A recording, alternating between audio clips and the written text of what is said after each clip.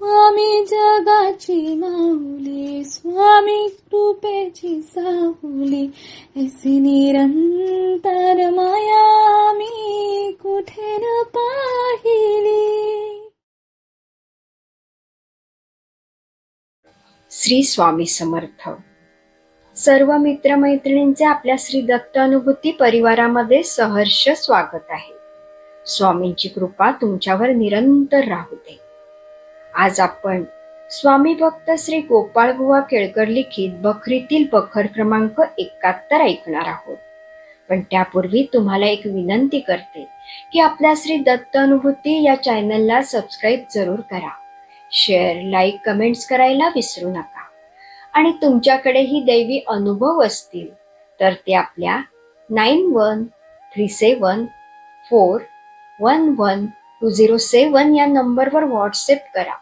आपण ते हजारो भक्तांपर्यंत पोहोचूया, भक्तीचा प्रसार करूया आणि आनंद पसरूया. श्री स्वामी समर्थ. बखर क्रमांक 71. बसाप्पा तेली.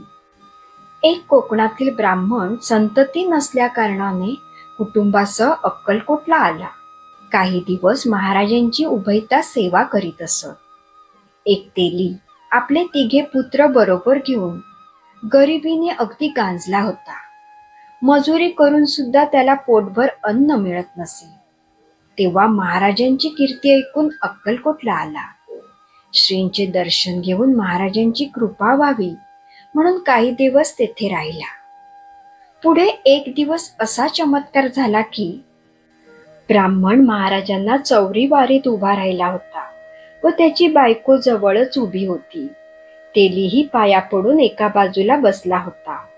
तो महाराजांनी त्या बाईच्या तोंडाकडे पाहून, लिंबे इकडे ये, हे तिचे पूर्वजन्मीचे नाव असावे.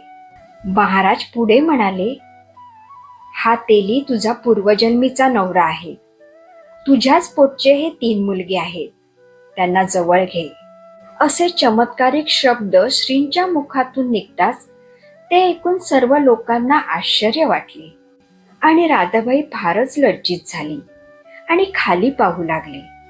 पण इकडे असा चमत्कार झाला की ते 3 मुलगे जरी बाईंपेक्षा वयाने मोठे होते तरीही आपली आई आहे असे त्यांना कळताच त्यांच्या पोटात माया उत्पन्न झाली व ते 3 जण आई आई म्हणून तिच्याजवळ जाऊन बसले. ते पाहून त्या वृद्ध तेल्याच्या डोळ्यातून घळघळ पाणी वाहू लागले. पुढे त्या बाईच्याही मनात त्या मुलांबद्दल प्रेम उत्पन्न होऊन त्यांना जवळ घेऊन मोठ्या स्नेहाने त्यांची मुखे तिने कुरवाळली. असा हा अद्भुत चमत्कार कधीच न घडणारा सर्वांनी पाहून सर्वांची मने अगदी चकित होऊन गेली व पुन्हा सहृदय श्री स्वामी समर्थ महाराजांनी बाईंना आज्ञा केली की, अगं लिंबे, तू या तेल्याबरोबर जा. त्याच्या घरात पश्चिमेच्या बाजूला रंगीत खांब आहे. त्याच्या खाली तुझ्या हाताने द्रव्याने भरलेला हंडा पुरलेला आहे. तो उकरून त्यातील सर्व द्रव्य तू निर्लोभपणाने या तेल्याला दे, म्हणजे त्याचे दारिद्र्य नष्ट होईल आणि तुलाही पुत्र होईल. याप्रमाणे समर्थांची आज्ञा होताच ते सर्वजण त्या तेल्याच्या घरी, अक्कलकोट पासून 24 कोस लांब होते, तेथे जाऊन त्याच्या घरातील खांबाखाली उकरून पाहतात तो श्री वचनाप्रमाणे काही मोहरा, होन व काही रुपये असे भरलेला हंडा त्यांना सापडला.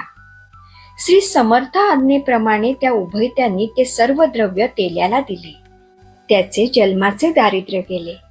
नंतर त्या उभयत्यांनी पुन्हा अक्कलकोटला येऊन हा सर्व चमत्कार सेवेकरांना सांगितला व काही दिवस समर्थांजवळ राहून ते दोघे आपल्या घरी कोकणात आले. त्याच वर्षी बाईंना पुत्रप्राप्ती झाली. हा अद्भुत चमत्कार ऐकून श्रींच्या अतर्क्य सर्वज्ञत्वाचे मोठे आश्चर्य वाटले. असो, याप्रमाणे श्री स्वामी समर्थांनी उभयत्यांना सर्वज्ञपणाची लीला दाखवून त्यांना पूर्वजन्माची ओळख पटवून दिली आणि त्यांचे उभयत्यांचे मानसिक भिन्न हेतू एकमेकांच्या हातून सिद्धीला नेले. येथे बखर क्रमांक 71 समाप्त होते. श्री स्वामी समर्थ.